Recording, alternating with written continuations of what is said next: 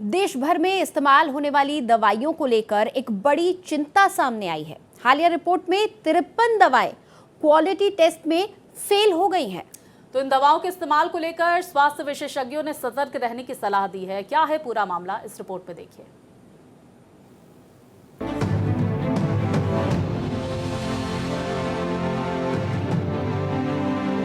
स्वास्थ्य व्यवस्था की सबसे अहम कड़ी दवाइयां अब सवालों के घेरे में है।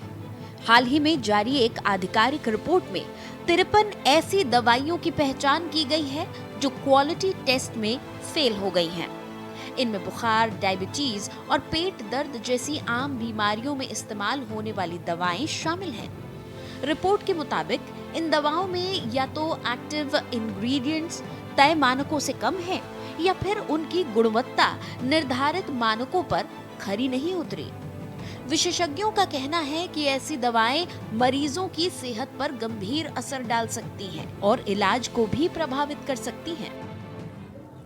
आजकल स्प्यूरियस मेडिसिन बहुत ज़्यादा तादाद में मार्केट में मिक्सअप हो गई हैं। पता नहीं लगता, पैकिंग सेम होता है, पेशेंट को खाने के बाद फ़ायदा नहीं होता। खास तौर से antibiotic, life saving medicine, steroids अगर नकली हो तो हम जिस पर्पज़ के लिए उन्हें देते हैं वो पर्पज़ डिफीट हो जाता है। नकली दवाओं का प्रचलन जब से दवाइयाँ महंगी आने लगी हैं मार्केट में तब से और ज़्यादा बढ़ गया है।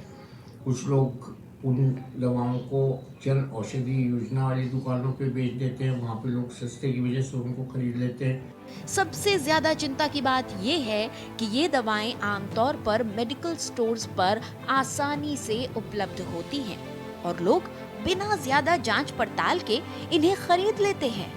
ऐसे में मरीज अनजाने में जोखिम उठा रहे हैं। वहीं दूसरी तरफ स्वास्थ्य विभाग ने संबंधित कंपनियों और बैच नंबर की पहचान कर कार्रवाई शुरू कर दी है।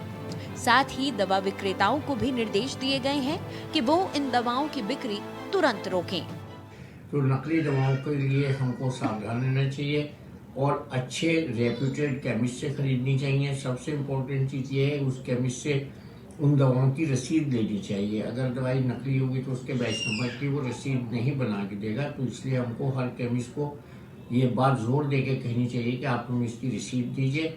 और अच्छी दवाएं, ब्रांडेड दवाएं डॉक्टर्स को लिखनी चाहिए, अच्छी कंपनियों की दवाएं लिखनी चाहिए। और केमिस्ट कभी कभी सब्स्टिट्यूट कर देते हैं, अपनी मर्जी के ब्रांड दे देते हैं। विशेषज्ञों का कहना है कि मरीजों को दवा खरीदते समय कुछ जरूरी बातों का ध्यान रखना चाहिए, जैसे दवा का बैच नंबर, एक्सपायरी डेट और निर्माता कंपनी की विश्वसनीयता। इसके अलावा किसी भी तरह के साइड इफेक्ट दिखने पर तुरंत डॉक्टर से संपर्क करना जरूरी है। क्वालिटी नहीं चेक करिए, ब्रांड चेक करते हैं। हाँ, बुखार के लिए और सर दर्द वगैरह के लिए। हाँ, पैरासीटामोल या फिर क्या कहते हैं बच्चों के लिए कफ सिरप टाइप इस टाइप से। पहले एक्चुअली मेरी मदर वगैरह पैरासीटामोल टाइप ये सब लेती थी, बट अभी इस पे आ रहा है न्यूज़ में कि ये सब चीज़ें ज़्यादा नहीं लेनी चाहिए, तो अभी उस चीज़ के बारे में सुना है। हाँ, मेरे साथ ऐसा होता है और कभी कभार जैसे सर दर्द हुआ या फिर बुखार हुआ तो हम काउंटर पर जाके या फार्मेसी पे जाके दवाई ले लेते हैं। कौन सी दवाई है? पैरासीटामोल या हेडेक के लिए, फीवर के लिए।